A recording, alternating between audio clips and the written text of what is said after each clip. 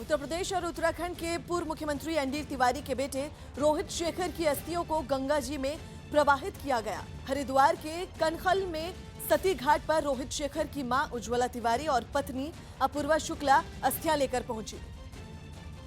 इस दौरान रोहित शेखर के परिवार के भी कुछ लोग मौजूद थे। इसके बाद पूरे रीति रिवाज के साथ रोहित शेखर की अस्थियों को गंगा में प्रवाहित किया गया। पूर्व मुख्यमंत्री एनडी तिवारी के ओएसडी रहे राजीव कुमार के 8 साल के बेटे ने रोहित शेखर की अस्थियों को गंगा में विसर्जित किया। रोहित की आत्मा को शांति मिल जाए, बस मैं यही चाहती हूँ। अस्थि विसर्जन से पहले रोहित शेखर की मां और पत्नी फूट फूट कर रोती हुई दिखाई थी। वहीं रोहित शेखर की मौत के मामले में पुलिस ने हत्या का केस दर्ज कर लिया है, जिसके बाद से क्राइम ब्रांच ने इस मामले में 3 से 4 लोगों से पूछताछ की। हालांकि रोहित की मां उज्ज्वला तिवारी ने किसी पर भी हत्या का शक जताने से इनकार कर दिया। मुझे तो किसी पर संदेह नहीं है, मैं कैसे ऐसे किसी पर संदेह करूं। उत्तर प्रदेश और उत्तराखंड के पूर्व मुख्यमंत्री नारायण दत्त तिवारी के बेटे रोहित शेखर तिवारी की मौत के मामले में पुलिस ने हत्या का केस दर्ज कर दिया। 17 अप्रैल को रोहित शेखर का शव संदिग्ध हालात में उनके दिल्ली के घर पर मिला था, जिसकी जांच के लिए दिल्ली क्राइम ब्रांच और फोरेंसिक टीम उनके घर पहुंची। रोहित शेखर तिवारी की संदिग्ध हालात में मौत हुई थी, जिसके बाद अब क्राइम ब्रांच की टीम है, आप यहां पर देख सकते हैं, क्योंकि इन्वेस्टिगेशन क्राइम ब्रांच को सौंपी गई है। रोहित की मौत के बाद दिल्ली के एम्स में 5 डॉक्टरों के पैनल ने उनका पोस्टमार्टम किया, लेकिन रिपोर्ट में रोहित की मौत पर डॉक्टरों ने अलग अलग राय दी, जिससे रोहित की मौत की गुत्थी उलझ गई। रोहित शेखर की जो पोस्टमार्टम रिपोर्ट आई है उसमें कई ऐसी चीजें आई हैं, कोई ऐसे पेज हैं जिससे मामला अब काफी संदिग्ध है। रोहित शेखर के घर में 7 सीसीटीवी कैमरे लगे हैं, जिनकी क्राइम ब्रांच जांच कर रही है। जिस दिन रोहित शेखर की मौत हुई उस दिन घर पर उनकी पत्नी और चचेरे भाई समेत परिवार के कुछ और सदस्य भी मौजूद थे। अब हत्या का केस दर्ज करने के बाद पुलिस उनके परिवार के सदस्यों से भी पूछताछ कर सकती है। लेकिन रोहित की पत्नी ने न्यूज 18 को बताया कि उनको पोस्टमार्टम रिपोर्ट और हत्या का केस दर्ज होने के बारे में कोई जानकारी नहीं दी गई। मैं तो शॉक्ड हूँ, आपका जो सुना है मैंने पीएम रिपोर्ट, तो हमें पता ही नहीं चला। पुलिस वालों ने हमें नहीं बताया, मीडिया वालों को बता दिया। फिलहाल रोहित शेखर की मौत की जांच क्राइम ब्रांच की टीम के हवाले है, लेकिन वो भी इस मुद्दे पर अभी कुछ कहने से बचते दिखे। अभी मैं कुछ भी कहने की स्थिति में नहीं हूँ। We are looking at all the facts. हालांकि सूत्रों से मिली जानकारी के मुताबिक क्राइम ब्रांच की टीम के शक के दायरे में रोहित के परिजन और नौकर भी हैं, क्योंकि रोहित शेखर की पोस्टमार्टम रिपोर्ट में उनकी मौत की वजह गला दबाना, मुंह दबाना और दम घुटना बताया गया है।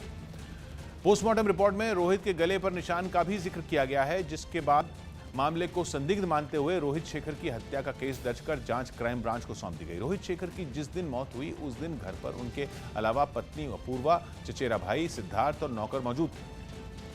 राजस्थान के अलवर में एक दुकानदार से 10 लाख की लूट की वारदात को अंजाम देकर बदमाश वहां से फरार हो गए।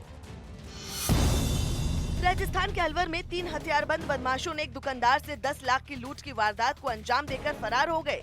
वारदात के बाद गुस्साए लोगों ने हंगामा भी किया। यूपी के वाराणसी के डुबकिया पावर हाउस के ट्रांसफार्मर में लगी भीषण आग की वजह से कई इलाकों में बिजली सप्लाई कई घंटों तक ठप रही। आईपीएल में आज शाम 4 बजे राजस्थान रॉयल्स और मुंबई इंडियंस के बीच जयपुर में भिड़ंत होगी।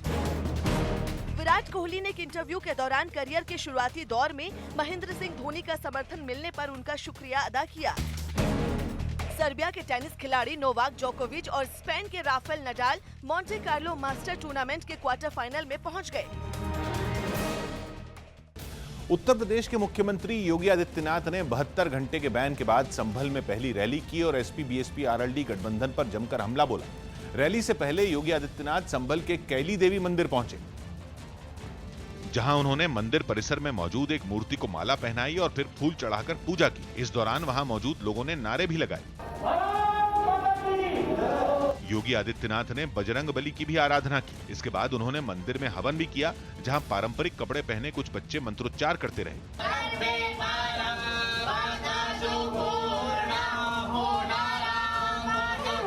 हवन के बाद योगी आदित्यनाथ कैली देवी के दरबार में पहुंचे, जहां उन्होंने कैली देवी को लाल चुनरी ओढ़ाई और फिर फूलों की माला पहनाकर उनकी पूजा की। इस दौरान योगी आदित्यनाथ के गले में लाल चुनरी भी दिखाई दी। बाद में सीएम योगी ने शिवलिंग का जलाभिषेक किया और माला पहनाकर पूजा अर्चना की।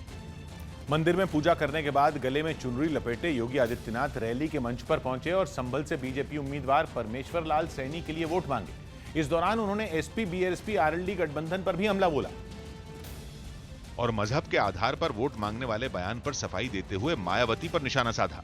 हमने कभी नहीं कहा कि किसी जाति मत और मजहब के आधार पर वोट दो।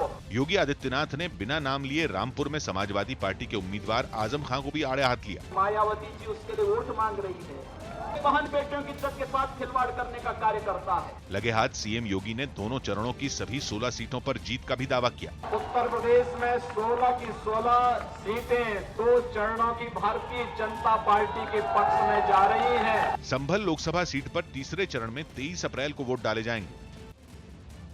एयरलाइंस कंपनी स्पाइस जेट ने जेट एयरवेज के कर्मचारियों के लिए नौकरी के दरवाजे खोल दिए हैं। स्पाइस जेट ने जेट एयरवेज के 500 कर्मचारियों को अपने यहां नौकरी पर रख लिया है, जिसमें 100 पायलट के अलावा कैबिन क्रू, टेक्निकल और एयरपोर्ट स्टाफ शामिल हैं। इसके साथ ही कंपनी ने विमानों की संख्या बढ़ाने और नए रूट पर उड़ान शुरू करने का भी ऐलान किया है। स्पाइस जेट ने नियुक्तियों में जेट एयरवेज के कर्मचारियों को प्राथमिकता देने का भी भरोसा दिया है। जेट एयरवेज के अस्थायी तौर पर बंद होने से 20,000 से ज्यादा कर्मचारियों की नौकरी छिन गई है। कानपुर में यूपी के डिप्टी सीएम केशव प्रसाद मौर्य के सामने प्रधानमंत्री के खिलाफ नारेबाजी हुई।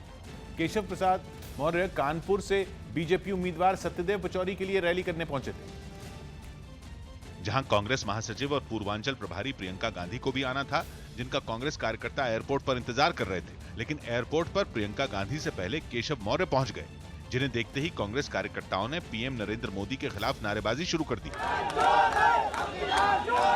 इस दौरान पुलिस वाले नारे लगा रहे कांग्रेस कार्यकर्ताओं को पीछे करते दिखाई दिए। नारेबाजी के दौरान कांग्रेस कार्यकर्ताओं ने पार्टी का बड़ा झंडा भी ले रखा था।